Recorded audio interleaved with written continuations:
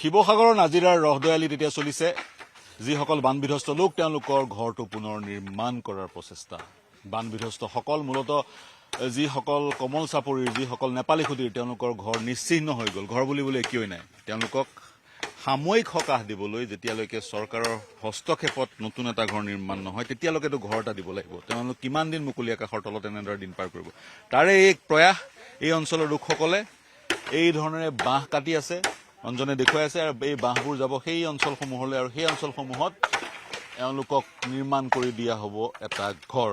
এই গোটেই প্ৰচেষ্টাটোত যি নেতৃত্ব দিছে মই আপোনাৰ ওচৰলৈ আহিব বিচাৰিম। কওকচোন, কিমান বাঁহ কাটিলে, কিমান ঘৰ নিৰ্মাণ কৰাৰ পৰিকল্পনা, আৰু এই অঞ্চলত বাঁহ তেনেধৰণে কাটি লৈ যোৱাৰ পৰিকল্পনা, আৰু ক'ত ক'ত কি চলিছে?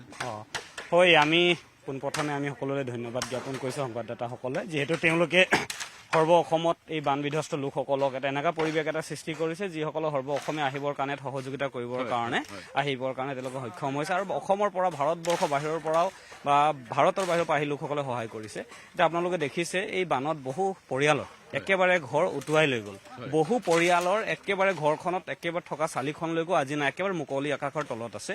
তো গতিকে আমাৰ এই নাজিৰা সমষ্টিৰ মাননীয় বিধায়ক ময়ূৰ বৰগোহাঁই ডাঙৰীয়া আৰু সদৌ অসম গোৰ্খা উন্নয়ন পৰিষদৰ অধ্যক্ষ প্ৰেম তামাং ডাঙৰীয়া, দুইজনৰ আলোচনাৰ মৰ্মে তেওঁলোকে পৰহি এটা আলোচনা কৰে, আৰু তেখেতলোকে এটা আলোচনাৰ জৰিয়তে এইটো পদক্ষেপ লৈছে যে যিমান পৰিয়ালৰ ঘৰসমূহ ভাঙি গ'ল, চৰকাৰে পকী ঘৰ নিদিয়া বা পকী ঘৰ নিৰ্মাণৰ পৰিকল্পনা কৰি থাকোঁতে যাতে সেইখিনি সময় লগা সেই সময়খিনিত মানুহে থাকিব পৰাকৈ ব্যৱস্থা কৰি যাতে প্ৰত্যেকটো তেনেকুৱা পৰিয়ালক দুটাকৈ ঘৰ, মানে দুটা ৰুমৰ এটা ঘৰ বনাই দিব পৰা ব্যৱস্থা, বাঁহৰ ঘৰ, দুটা ৰুমৰ ঘৰ বনাই দিব পৰা ব্যৱস্থা, টিঙৰ চালি এখন দি।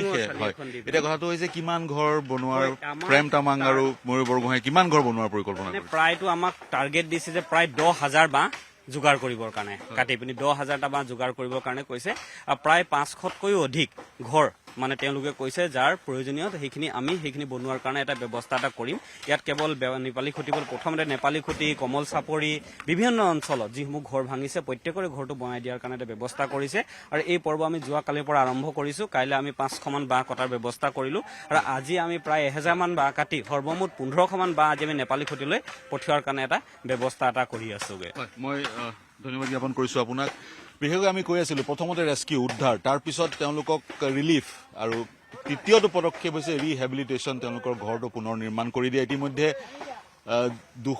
500 সেই ধৰণৰ ঘৰ নিৰ্মাণ কৰাৰ পৰিকল্পনা কৰা হৈছে। 500 বা তাৰো অধিক ঘৰ নিৰ্মাণ কৰি দিব লাগিব। ইতিমধ্যে অসমৰ ৰাইজ অৱগত হৈছে যিবোৰ অঞ্চলত বান বিধ্বস্ত বা বানৰ যিবোৰ অঞ্চল প্ৰভাৱিত হৈছে সেইবোৰ অঞ্চলত যিবোৰ ঘৰ আছিলে, বিশেষকৈ কেঁচা ঘৰবোৰ, সেই ঘৰ বুলিবলৈ নাই, আৰু এতিয়া পলসে সেই ঘৰবোৰ পুতি পেলালে। গতিকে তেওঁলোকক এটা নতুন ঘৰ বনাই দিব লাগিব। আজি 11 দিন 12 দিন অতিবাহিত হৈ গ'ল, তেওঁলোক কিন্তু মুকলি আকাশৰ তলত বা সেই অস্থায়ী শিবিৰতে তেওঁলোকে দিন অতিবাহিত কৰিছে। গতিকে এনেধৰণেৰে বাঁহ কাটি ঘৰ বনোৱাৰ প্ৰয়াসটো, যিটো তৃতীয় পৰ্যায়ৰ প্ৰয়াস, যেতিয়ালৈকে চৰকাৰী হস্তক্ষেপত তেওঁলোকে এটা পাৰ্মানেণ্ট ঘৰ নাপায় তেতিয়ালৈকে এনেধৰণেৰে বাঁহ কাটি সেইসকল ৰাইজক এটলিষ্ট কিছুদিনৰ কাৰণে সকাহ দিয়াৰ প্ৰয়াস এই ধৰণেৰে কৰা হৈছে। কেমেৰা পাৰ্চন অঞ্জনৰ সৈতে নাজিৰাৰ ৰহদয়ালিৰ পৰা মই পাৰ্থজ্যোতি বৰা, নিউজ 18 অসম নৰ্থ ইষ্টৰ কাৰণে।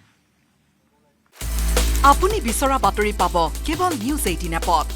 নিউজ 18 এপ ডাউনলোড কৰিবলৈ স্কেন কৰক এই QR কোড। গুগল প্লে ষ্টৰতো পাব এই নিউজ 18 এপ।